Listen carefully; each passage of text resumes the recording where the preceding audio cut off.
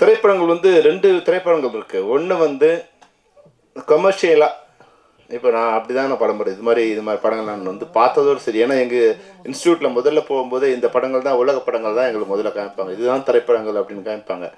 அப்போ பார்த்து எனக்கு பயம் வந்துடுச்சு. இந்த படங்கள் நம்ம பார்த்ததே இல்லை இது வரைக்கும். நான் வந்து எனக்கு 22 வயசு நான் உள்ளே போகும்போது, அப்போ இந்த மாதிரி படங்கள் நான் பார்த்ததே இல்லை அப்படின்னு. ஒரு 100 படங்கள் பார்க்கும்போது முடிவு பண்ணால் வெளியே வரும்போது இது மாதிரி படங்கள் நம்ம பண்ணக்கூடாதுன்னு முடிவு பண்ணேன். ஏன்னா அது எனக்கு அந்த வயசு வரைக்கும் நான் அந்த படங்கள் பார்த்ததில்லை. ஆனால் என்ஜாய் பண்ணுறதுக்கு வந்து அதான் வந்து நேற்று ஒரு படம் பார்த்தேன். நான் வந்து பாரதி ராஜா சார் ஒரு படம் பார்த்தேன், முதல் மரியாதைன்னு ஒரு படம் பார்த்தேன். முதல் மரியாதை படத்துக்கு 2 விஷயம் இருக்குது. ஒன்று வந்து 1985 அந்த படம் ரிலீஸ் ஆச்சு. அப்போ நான் வந்து திரைப்பட கல்லூரியில் வந்து மாணவனாக படிச்சுட்ருக்கேன்.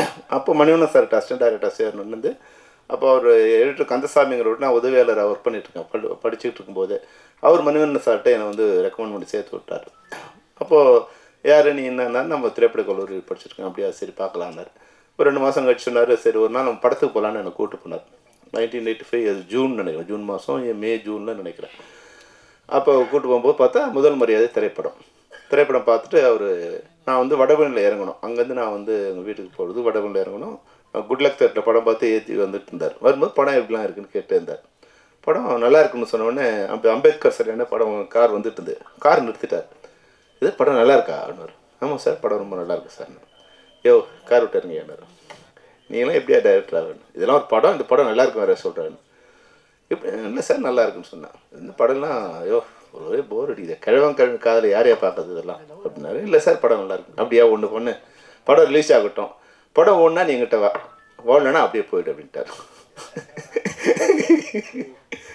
படம் வந்து 2 மாதம் கழிச்சு தான் ரிலீஸ் ஆச்சு. அது வந்து நான் பார்த்து 2 மாதம் கழிச்சு. நான் டெய்லி கோயிலுக்கு போகிறது எப்படியாவது இந்த படம் ஓடினான் அப்படின்னு டெய்லி கடவுளை ப்ரே பண்ணுவேன். என்னோட பிரார்த்தனையோ இல்லை உண்மையாக படத்தோட இதுவும் வந்து படம் சூப்பர் டூப்பர் ஹிட்டு. ஒரு 3-4 நாள் கழிச்சு உடனே என்னை வர சொன்னார். அவரே வர சொன்னார். வர சொல்லி வாயா எப்படி என்ன அந்த படம் உங்களுக்கு பிடிச்சிருந்தது. நான் சொன்னேன், சார் இந்த படம் வந்து உங்களுக்கு வந்து பாரதி ராஜா தெரியும். அவர் என்ன சொல்கிறாரு, எங்கள் டைரக்டர் கதையை எடுத்திருக்காரு அவர் அப்படிங்கிறார். எனக்கு பாரதி ராஜா சார் தெரியாது. அவர் குடும்ப வாழ்க்கையோ அவரை பற்றி எதுவுமே எனக்கு தெரியாது. ஒரு டைரக்டர் தான் தெரியும்.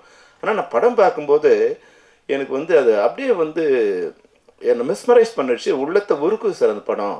4-5 இடத்துல நான் எழுதிட்டேன் சார் அப்படின்னு சொன்னேன். அப்புறம் வந்து யூத்ஃபுல்லாக வேறு படம் இருக்குது, சாங்ஸ் வேறு இதுவாக இருக்குன்னு சொன்னேன். சரி, அதுக்கப்புறம் பார்த்துட்டேன். அப்புறம் 40 வருஷம் கழிச்சு நான் அந்த படத்தை நேற்று பார்க்குறேன் மறுபடியும். அப்போ தான் முதல்ல பார்த்தேன், நேற்று 2வது படம்.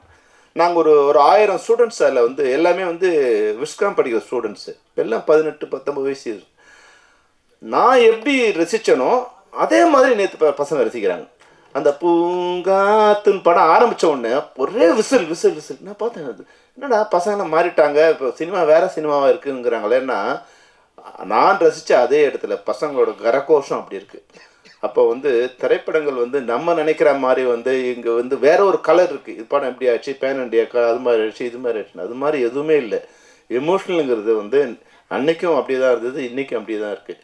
அப்போது இந்த திரைப்படத்தை பார்க்கும் நேற்று நான் டைரக்டராக அந்த படத்தை பார்க்குறேன். ஏன் இந்த படம் பிடிச்சிருக்கு, எப்படி இந்த படம் இன்வால்வ் ஆச்சு சார்.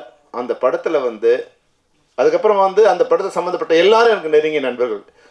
பாரதி ராஜா சார் என்னோட ரொம்ப நெருங்கிய நண்பர். ஆர் செல்வராஜ் மிக மிக நெருங்கிய நண்பர். ஒரு சிவா சாரோட ஒரு படம் அசிஸ்டன்ட் டைரக்டராக ஒர்க் பண்ணேன். அப்புறம் பழக்கமாக போகும்போது அவர் பார்த்துருப்பேன். சொல்லும்போது சொன்னார் ஒரு என்ன உங்கள் டைரக்டரு நடிக்க சொல்லவே இல்லையா, நடன்னு சொல்லிகிட்டே இருப்பான் அவன் அப்படின்னாரு. அப்போ நேற்று பார்க்கும்போது அவரோட சலிப்பில் வந்து ஒன்று பார்த்தேன். அதில் சிவாஜி சார் 60% நடந்துகிட்டே இருக்காருங்க. வேகமாக நடக்கிறாரு, மெதுவாக நடக்கிறார், சோகமாக நடக்கிறார், சந்தோஷமாக நடக்கிறார், லெஃப்ட்டில் திரும்புறாரு, ரைட்டில் திரும்புறாரு. அவர் சொன்னது ஒரு உண்மை இருந்தது. என்னென்னா, எதுக்கு திரும்ப சொல்கிறானே எனக்கு தெரியாது. இல்லை சார் இங்கே பாருங்க அண்ணே, இங்கே பாருங்க, நீங்கள் என்ன பண்ணணும், எதுக்குடா திரும்பணும், இல்லை நீங்கள் பாருங்கண்ணே, இங்கே பாருங்கண்ணே, எதுக்குப்பா நடக்கணும், இல்லை கொஞ்சம் வேகமாக நடங்க. அப்புறம் வந்து உடனே அண்ணனை கூப்பிடுங்க சார், அண்ணன் வாங்க இங்கே நடங்க, சன்செட் எதுக்குடா நடக்கணும், யாரை பார்க்கணும், அம்மாவை பார்க்குறேன்னா, பொண்டாட்டியை பார்க்குறேன்னா, அப்பாட்டியை பார்க்குறேன்னா, எதுவுமே சொல்ல மாட்டாயா. ஆனால் படத்தை பார்க்கும்போது அது நேற்று நான் வந்து ஒரு அனலிஸ்டாக ஒரு டைரக்டராக படம் பார்க்குறேன். அதில் ஒரு கதையுமே இல்லைங்க. ஆனால் கதை ஃபுல்லாக வந்து இயக்குனரோட மண்டையில் தான் இருந்திருக்கு. அப்போது அதை வந்து ஒரு சிற்பம் மாதிரி அழகாக செதுக்காரு. அதாவது வந்து பாரதிராஜ் சார் மட்டும் இல்லை, சாரி சிவாஜி கணேசன் சார் மட்டும் இல்லை, அது ராதாவில் இருந்து நடித்த யாருக்குமே நீங்கள் பார்த்தீங்கன்னா காம்பினேஷன் சீன்ஸே இல்லை. அது ஒரு நான் அதுக்கப்புறம் அந்த இடத்த போய் பார்க்குறேன், அது மாதிரி ஒரு வில்லேஜே இல்லைங்க. நம்ம கற்பனையில் அவர் உருவாக்கிற ஒரு வில்லேஜே அங்கே இல்லை. ஒரு மரம் செடி 2-3 கூடுங்க, அந்த ஒரு ஒரு ரோடு இருக்கு பாருங்க, அதுதான் அங்கே இருக்குது. அப்போது ஒரு கலைஞனுங்கிறவன் வந்து எவ்வளோ பிரம்மாண்டமான படத்தை உருவாக்கியிருக்காருன்னா 100 கோடி ரூபாய் கொடுத்தா கூட அந்த படத்தை இன்னைக்கு யாராலும் எடுக்க முடியாது. அவ்வளோ பிரம்மாண்டமான படத்தை அவர் உருவாக்கி. அப்போது ஒரு கலைஞன் தான் இங்கே வந்து மிகப்பெரியது. அந்த தன்மை வந்து இன்றைக்கி நான் சன்ராஜ் உங்கள்கிட்ட பார்க்கும்போது இருந்தது. நிச்சயமாக அந்த தைரியம், என் படம் நல்லா இருந்தால் எழுதுங்க, யார்கிட்டையும் அவர் கெஞ்சலை, என் படம் நல்லா இருந்தால் நல்லா இருக்குன்னு எழுதுங்க, நல்லா இல்லை எழுதுங்க. அப்போ அந்த கான்ஃபிடென்ஸ் வந்து நிச்சயமாக இயக்குனருக்கு உண்டான ஒரு கான்ஃபிடென்ஸ் உங்களுக்கு இருக்குது. அது நீங்கள் எங்கேருந்து வந்தீங்களோ அதுலேருந்து கொடுத்து வைக்கலாம். ஆனாலும் அந்த தைரியத்தையும் அந்த உண்மையும் உங்கள்கிட்ட பாராட்டுறேன். அதுபோல் அர்ஷா கூட வந்து இப்போ கதை எங்கே வந்து ஒன்றா நடக்கலாம். நிச்சயமாக எனக்கு ஒரு தயாரிப்பாளர் வந்து புலன் விசாரணை படம் பண்ணும்போது எனக்கு என்ன கொடுத்த கண்டிஷன் என்னென்னா, Vijayakanth sir only night call sheet தான், அதில் வந்து 30 நாள் தான் நைட் கால் ஷீட், அதில் படம் பண்ண முடியும்.